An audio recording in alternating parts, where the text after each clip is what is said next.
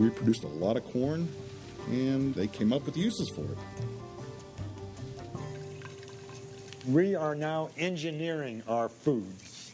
We know where to turn to for certain traits like mouthfeel and then flavors, and we bring all of these pieces together and engineer new foods that don't stale in the refrigerator, don't develop rancidity. Of course, the biggest advance in recent years was high fructose corn syrup. You know, I would venture to guess, if you go and look on the supermarket shelf, I'll bet you 90% of them would contain either a corn or soybean ingredient. And most of the time, it'll contain both.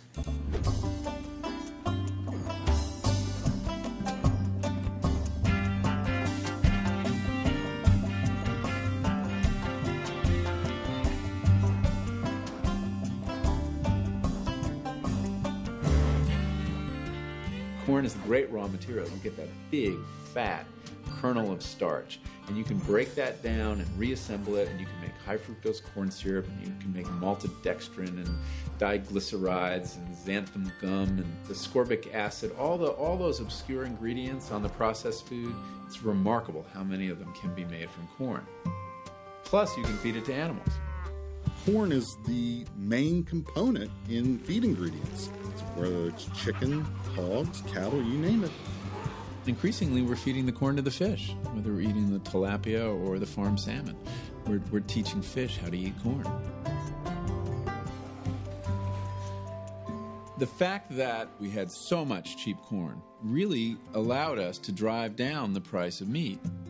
I mean, the average American is eating over 200 pounds of meat per person per year, and that wouldn't be possible had we not fed them this diet of cheap grain.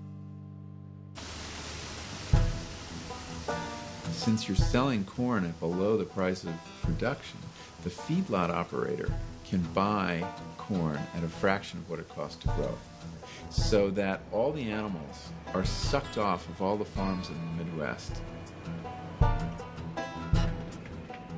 There is a spider web of roads and train tracks all around the country moving corn from where it's being grown to these CAFOs.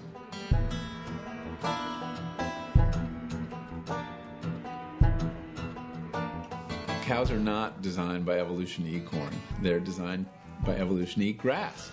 And the only reason we feed them corn is because corn is really cheap and corn makes them fat quickly.